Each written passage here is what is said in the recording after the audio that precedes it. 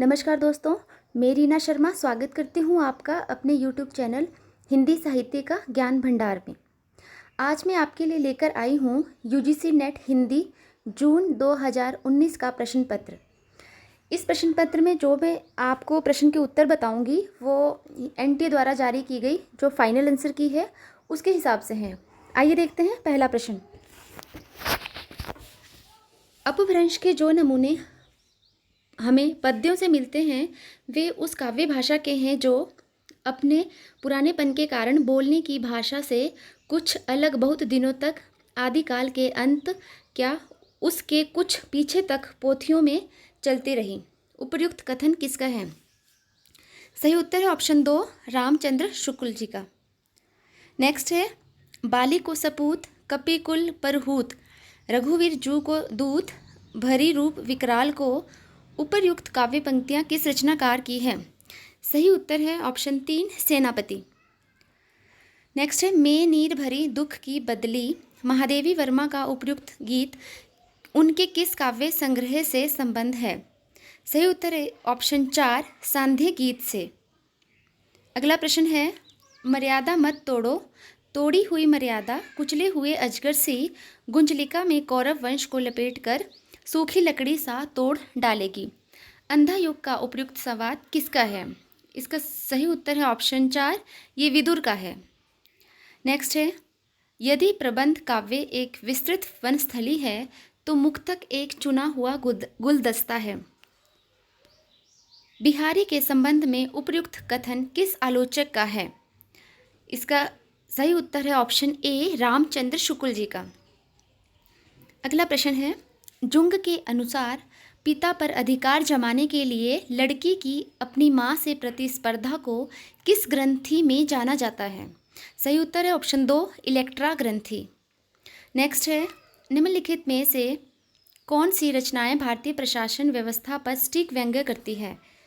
इसका सही उत्तर है ऑप्शन ए 1 और 3 भोलाराम का जीव और जामुन का पेड़। भोलाराम का जीव हरिशंकर परसाई जी की कहानी है और जामुन का पेड़ कृष्णचंद्र की कहानी है। इन दोनों कहानियों में भारतीय प्रशासन व्यवस्था पर व्यंग्य किया गया है। नेक्स्ट है दोनों का हठ था दुर्निर्वार दोनों ही थे विश्वासहीन कामायनी की उपयुक्त पंक्ति से क्या आशय है? ऑप्शन 3 से ये है देव और दानव दोनों हठी और विश्वासहीन थे। नेक्स्ट है क्या स्त्री होना कोई पाप है? उपयुक्त संवाद किस कहानी से संबंध है? सही उत्तर है ऑप्शन 2 आकाशदीप कहानी। आकाशदीप कहानी जयशंकर प्रसाद जी की कहानी है। नेक्स्ट है जन्म काल के अनुसार निम्नलिखित रचनाकारों का सही अनुक्रम क्या है? इसका सही उत्तर है ऑप्शन ए केशवदास बिहारी मतीराम और घनन। सबसे पहले केशवदास आते हैं 1555 में, उसके बाद बिहारी 1595 में, मतीराम 1617 में और घनानंद 1689 में। नेक्स्ट है ये हिंदी के प्रधान आचार्यों में माने जाते हैं और इनका भाषा भूषण अलंकार ग्रंथ एक बहुत ही पाठ्य ग्रंथ रहा है। रामचंद्र शुक्ल ने उपयुक्त बात किस रीतिकालीन कवि के विषय में कही है? सही उत्तर है ऑप्शन 3 महाराज जसवंत सिंह। नेक्स्ट है प्रकाशन वर्ष के अनुसार निम्नलिखित संस्मरण कृतियों का सही अनुक्रम क्या है? इसका सही उत्तर है ऑप्शन 4। सबसे पहले आता है समृतिकर्ण है, ये करण नहीं है, समृतिकर्ण। उसके बाद हम हशमत। समृतिकर्ण का प्रकाशन वर्ष हुआ था 1959। हम हशमत का है 1977, लीक अलीक 1980 और वन तुलसी की गंध है 1984। ऑप्शन 4 सही है। ये ऑप्शन 2 पे टिक लगा हुआ ये गलत है। ऑप्शन 4 इसका सही उत्तर है।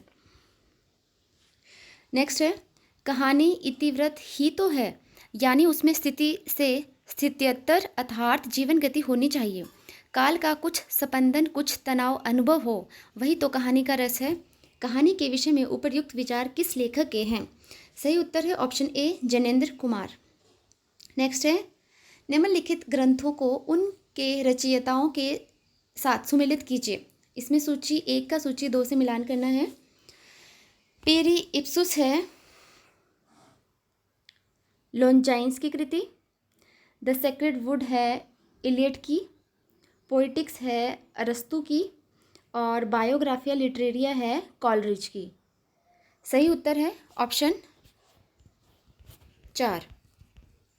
नेक्स्ट है, काव्य भाषा के संदर्भ में निम्नलिखित में से कौन सी मान्यता वर्ड्सवर्थ की नहीं है? नहीं है पूछा है। इसका सही उत्तर है ऑप्शन 2। भाषा में मिथक और बिंबों का प्रयोग होना चाहिए, ये उनकी मान्यता नहीं है। इसके अलावा काव्य में ग्रामीणों की दैनिक बोलचाल की भाषा प्रयुक्त हो, ये उन्होंने बोला है। भाषा में कृत्रिमता और अडम्बवाद कवियों की देन है, ये भी उनका कथन है। और लास्ट है, गद्य और काव्य की भाषा में कोई तात्विक भेद नहीं है, ये भी उनका कथन सही है। नेक्स्ट है, महावीर प्रसाद द्विवेदी की निम्नलिखित रचनाओं में से आलोचना विधा की कौन कौन सी हैं जो आलोचना विधा से हैं? ऑप्शन 4 सही है, कालिदास की निरकुंशता और कालिदास और उनकी कविता, ये दोनों उनकी आलोचना विधा से संबंधित रचनाएं हैं। अगला प्रश्न है, निम्नलिखित रचनाओं को उनके रचनाकारों के साथ सुमेलित कीजिए। सूची 1 का सूची 2 से मिलान करना है। सही उत्तर है प्राकृत प्रकाश है, ये रचना है वर रुचि की। श्रावकाचार है देवसेन की रचना।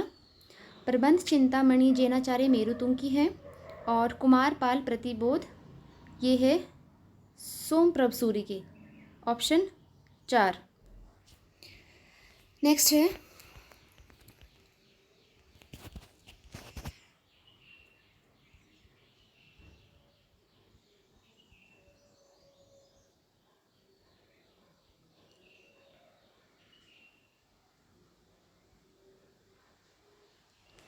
आचार्य रामचंद्र शुक्ल ने प्रिय प्रवास के निम्नलिखित में से किस विशेषता का उल्लेख नहीं किया है? ऑप्शन 2 सही है, इसकी कथा वस्तु एक अच्छे प्रबंध के लिए पर्याप्त है, इसका उल्लेख इन्होंने नहीं किया है। बाकी इसके अलावा अधिकतर पदों में बड़े ढंग से हिंदी अपनी चाल पर चलती दिखाई पड़ती है, इसका इन्होंने किया है। ऑप्शन 3, यह काव्य अधिकतर भाव व्यंजनात्मक और वर्णात्मक है, ये भी इन्होंने बोला है इसके बारे में। और लास्ट है, हिंदी को है, था, किया, दिया ऐसी 2 एक क्रियाओं के भीतर ही सिमट कर रह जाना पड़ा था। ये तीनों उक्तियाँ शुक्ल जी ने उसके बारे में बोली है, प्रिय प्रवास हरिओद का जो महाकाव्य है उसके बारे में। अगला है, सखी पिया को जो मैं ना देखूं तो कैसे काटूं अंधेरी रतियाँ, उपर्युक्त काव्य पंक्तियाँ किस कवि की है? सही उत्तर है ऑप्शन 3, अमीर खुसरो की। नेक्स्ट है, निम्नलिखित में से क्या तमस उपन्यास में सांप्रदायिक भावना के निर्माण में सहायक नहीं है? ऑप्शन 2 सही है, विभिन्न संप्रदायों का एक स्थान पर वास, ये सांप्रदायिक जो भावना इसमें है उपन्यास में, इसके लिए सही कथन नहीं है। इसके अलावा सांप्रदायिक पूर्वाग्रह, वर्गीय पूर्वाग्रह और अतीत की गौरव गाथाएँ सांप्रदायिक उपन्यास में सहायक हैं। नेक्स्ट है, निम्नलिखित उपन्यासों का प्रकाशन काल की दृष्टि से सही अनुक्रम क्या है?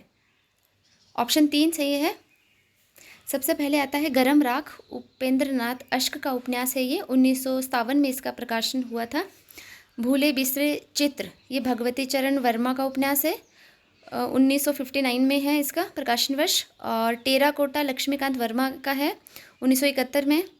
और लास्ट है मानस का हंस, ये है अमृतलाल नागर जी का उपन्यास, इसका प्रकाशन हुआ था 1972 में। नेक्स्ट है, सखी नील नभसर से उतरा ये हंस अहा तरता तरता, अब तारक मौक्तिक शेष नहीं निकला जिनको चरता चरता, उपर्युक्त पंक्तियों में हंस किस अलंकार से संबंध है? सही उत्तर है ऑप्शन 3, रूपका तिष्योक्ति। नेक्स्ट है, हिंदी में निम्नलिखित लोकमंचीय रूपों को प्रचलन की प्रमुखता के आधार पर प्रांतों से सुमेलित कीजिए। इसमें भी हमें सूची 1 का सूची 2 से मिलान करना है। सांग है हरियाणा का, विदेशिया है बिहार का, माछ मध्य प्रदेश और ख्याल है राजस्थान। नेक्स्ट है, हिंदी पर सामासिक संस्कृति के वहन का दायित्व संविधान के किस अनुच्छेद में निर्धारित है? इसका सही उत्तर है ऑप्शन 4, 351 में। अगला प्रश्न है, निम्नलिखित में से किस उपन्यास में राम और काम का द्वंद्व चित्रित हुआ है? सही उत्तर है ऑप्शन 3, मानस का हंस में। अगला प्रश्न है, बच्चन सिंह सिहर सा गया और उसके हाथों की अभ्यस्त निठुराई को जैसे किसी मानवीय कोमलता ने छू लिया। उपयुक्त कथन किस कहानी का है? इसका सही उत्तर है ऑप्शन 3, राजा निर्बंसिया कहानी से लिया गया है ये, और ये कमलेश्वर की कहानी है। नेक्स्ट है, यही सच है का कहानीकार कौन है? ये है मन्नू भंडारी जी की कहानी है ये। नेक्स्ट है, राम की शक्ति पूजा की रचना कब हुई थी? सही उत्तर है ऑप्शन 3, 1936 में। अगला प्रश्न है, लाला श्रीनिवास दास ने निम्नलिखित में से किन किन विधाओं में लिखा है? इसका सही उत्तर है ऑप्शन 4, 1 और 2। इन्होंने नाटक लिखे हैं और उपन्यास। अगला है, मन्नू भंडारी अपनी आत्मकथा में आपका बंटी उपन्यास की विभिन्न समीक्षाओं में किस पक्ष को मानती हैं? सही उत्तर है ऑप्शन 4, मुख्य स्त्री पात्र स्त्रीत्व को। अगला प्रश्न है, निम्नलिखित में से नुक्कड़ नाटक के विषय में क्या सही नहीं है? सही नहीं है पूछा है। ऑप्शन 2 है, कला के लिए कला। ये नुक्कड़ नाटक की विशेषता नहीं है। इसके अलावा राजनीतिक प्रतिबद्धता, जीवन के लिए कला और बेख्त के नाट्य सिद्धांत के निकट, ये नुक्कड़ नाटक के विषय में सही है। अगला प्रश्न है, किसी बात का टोटा होने पर उसे पूरा करने की इच्छा होती है, दुख होने पर उसे मिटाना चाहते स्वभाव है। उपयुक्त कथन किस निबंध से उद्धृत है? सही उत्तर है ऑप्शन 3, कछुआ धर्म चंद्रधर शर्मा गुलेरी। ये इनका निबंध है। अगला है, बैठे हुए सुखद आतप में मृग रोमांथन करते हैं, वन के जीव विवर से बाहर हो विश्रब्द विचरते हैं। उपर्युक्त पंक्तियों में किसका वर्णन है? सही उत्तर है ऑप्शन 3, रशिम रथी में परशुराम आश्रम का। रशिम रथी दिनकर की रचना है। अगला है, निम्नलिखित आचार्यों को उनके कथनों से सुमेलित कीजिए। इसमें भी सूची 1 का सूची 2 से मिलान करना है।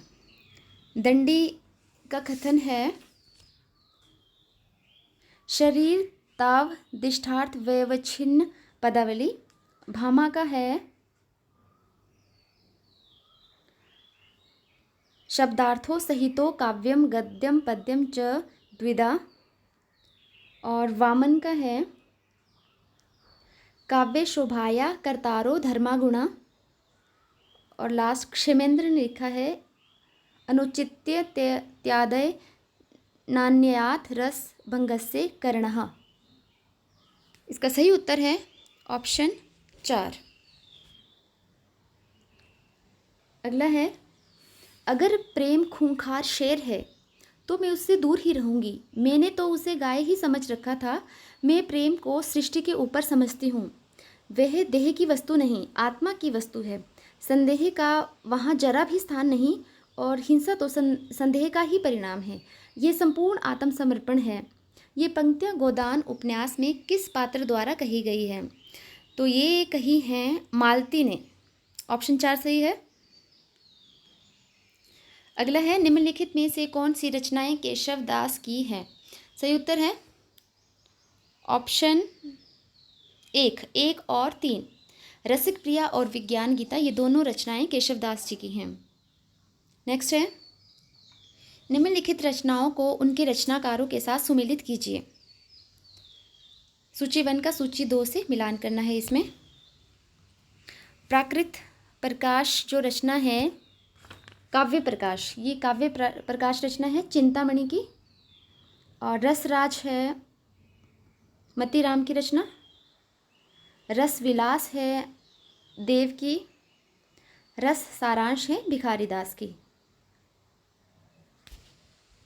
नेक्स्ट है, निम्नलिखित में से कौन सी भाषा संविधान की 8वीं अनुसूची में है?